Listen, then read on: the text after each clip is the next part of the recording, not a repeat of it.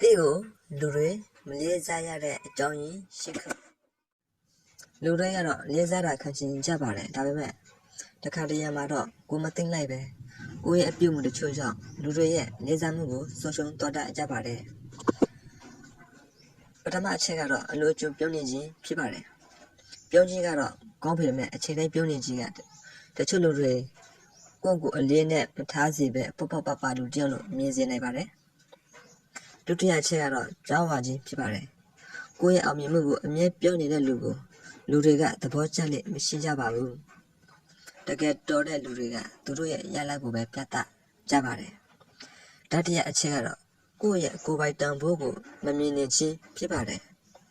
ကိုယ့်ကိုမလေးစားတဲ့လူကိုတခြားလူကလည်းလေးစားဖို့ခက်ပါတယ်စတုတ္ထအချက်ကတော့စကားသိမ့်များနေခြင်းဖြစ်ပါတယ်အောင်မြင်တဲ့လူများစုကပြောတာထက်နားထောင်တာပိုများကြပါတယ်ပစ္စမအချက်ကတော့လူတိုင်းကိုကျင့်အောင်ကြိုးစားလိုခြင်းဖြစ်ပါတယ်လူတိုင်းကိုကျင့်အောင်လုပ်ဖို့ဆိုတာမဖြစ်နိုင်ပါဘူးကိုယ့်ရဲ့စံနှုန်းကိုထိန်းထားသင့်ပါတယ်စတမအချက်ကတော့ရှင်းရှင်းလင်းလင်းမပြောနိုင်ခြင်းဖြစ်ပါတယ်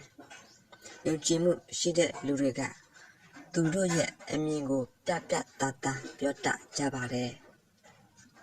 တတမချက်ကတော့ဂရိမတင်ခြင်းဖြစ်ပါတယ်လူတယောက်ရဲ့တောင်ဖို့ကို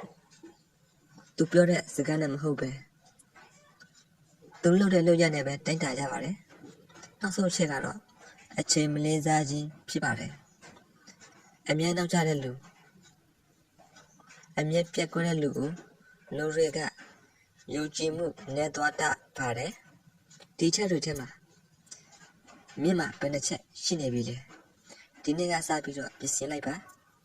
လူတွေကမင်းကိုပို့ပြီးလေးစားလာတာကိုတွေ့ရပါလိမ့်မယ်